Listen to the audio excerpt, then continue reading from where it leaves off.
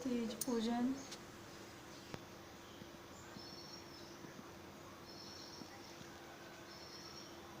कथा।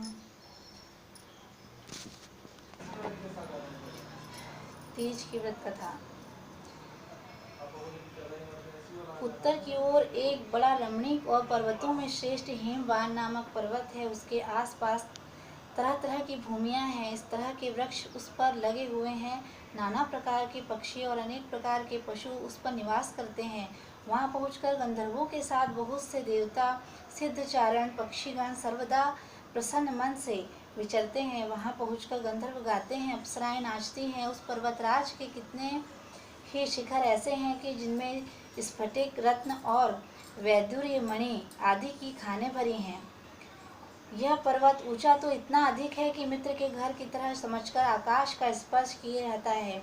उसके समस्त शिखर सदैव हिमवर्प से आच्छादित रहते हैं और गंगा जल की ध्वनि सदा सुनाई देती रहती है। हे पार्वती, तुमने बाल्यकाल में उसी पर्वत पर तपस्या की थी। 12 वर्षों तक तुम उल्टी टंकर केवल धुआं पीकर रहीं।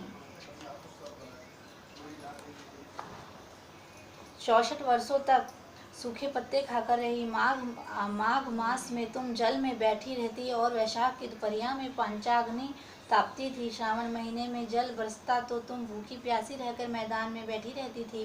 तुम्हारे पिता इस तरह के कष्ट सहन को देखकर बड़े दुखी हुए। वे चिंता में पड़ गए कि मैं अपनी कन्या किसको दूं। उसी समय नारद जी वहां आ पहुँचे। मुनि श्रेष्ठ नारद जी उस समय तुम्हें देखने गए थे। नारद जी को देखकर गिरि ने अर्घ्यपाद आसन आदि देकर उनकी पूजा की। हिमवान बोले, हे स्वामीन, आप किस लिए आए हैं? मेरा अहोभाग्य है, आपका आगमन मेरे लिए अच्छा है। नारद जी ने कहा, हे पर्वतराज, सुनो, मैं भगवान विष्णु का भेजा हुआ आपके पास आया हूँ। आपको चाहिए कि यह योग्य कन्या रत्न किसी योग्य वर को दे। भगवान विष्णु के समान योग्य वर ब्रह्मा, इंद्र और शिव इनमें से कोई नहीं है। इसलिए मैं यही कहूँगा कि आप अपनी कन्या भगवान विष्णु को ही देवें। हिमवान ने कहा, भगवान विष्णु स्वयं मेरी कन्या ले रहे हैं और आप यह संदेश लेकर आए हैं तो मैं उन्हें अपनी कन्या दूंगा। हिमवान की इतनी बात सुनकर मुनिराज नारद आकाश में विलीन हो गए। वे पीताम्बर, शंख, चक्र और गदाधारी भगवान विष्णु के पास पहुँचे। वहाँ हाथ जोड़कर नारद जी ने भगवान विष्णु से कहा, हे देव, सुनिए, मैंने अब आपका विवाह पक्का करा दिया। उधर हिमवान ने पार्वती के पास जाकर कहा कि हे पुत्री, मैंने तुम्हें भगवान विष्णु को दे डाला।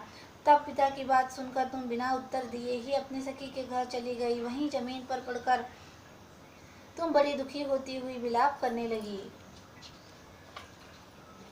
तुमको इस प्रकार विलाप करती हुई देखकर सखी बोली, तुम इतनी दुखी क्यों हो? इसका कारण बताओ।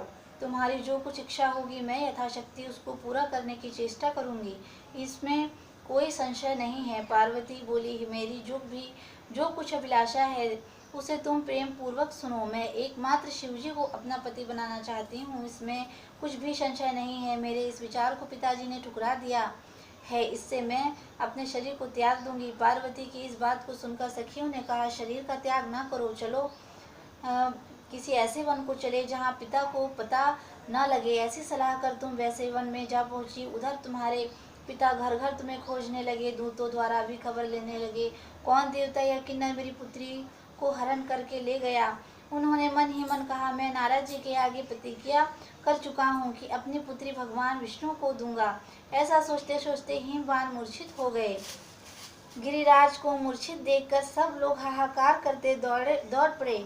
जब होश आया तो उन्होंने